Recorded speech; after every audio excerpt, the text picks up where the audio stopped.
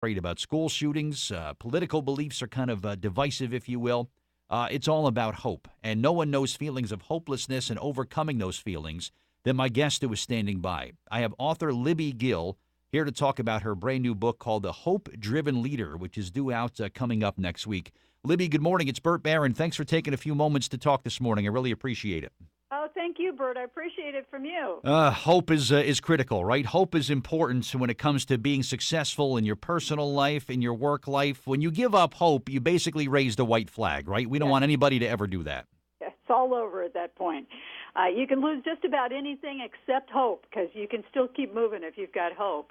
But it's really a misunderstood concept, because we hear people say hope is not a strategy or hope is not a plan, but you can't tap into that deepest sense of purpose unless you really have that sense of hopefulness. And when I first started talking about this, I've been an executive coach now for over 15 years after three Hollywood studios that I worked at as a television exec for many years.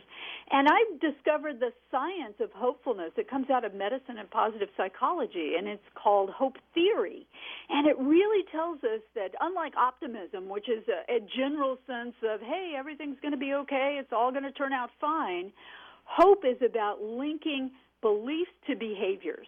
You create this future-focused vision, crystal clear, here's where I want to go, based in reality. I see the pitfalls. I know there are going to be obstacles. It's not going to be easy, but it's really about this process where you link your beliefs to your behaviors and you keep moving forward. And once you're armed with that sense of hopefulness, and I just lay out the process for you in the Hope-Driven Leader, you can really achieve just about anything. And it's really exciting to share that with people. I appreciate that. Is there a way to measure, Libby, the level of hopefulness in a person? I mean, can I look at someone or work with someone and kind of assess just how hopeful a person they are? You can.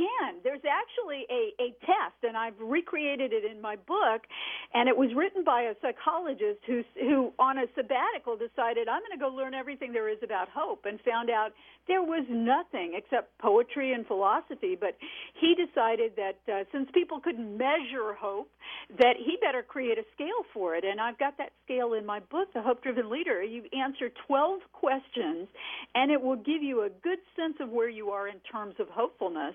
And then what I do is tell you how to increase that level of hope and how to build that into your daily life so that you can really feel like, okay, I've set the bar high, which high hope people do, but they're also more successful at achieving what they set out to do. Awesome. There's a saying, hope springs eternal, and if you don't have hope, what do you have, Libby, right?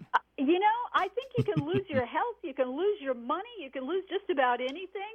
And if you've got hope, you can rebuild most of that. Or you can look at the people in our world like Stephen Hawking, who just passed away. He didn't have health.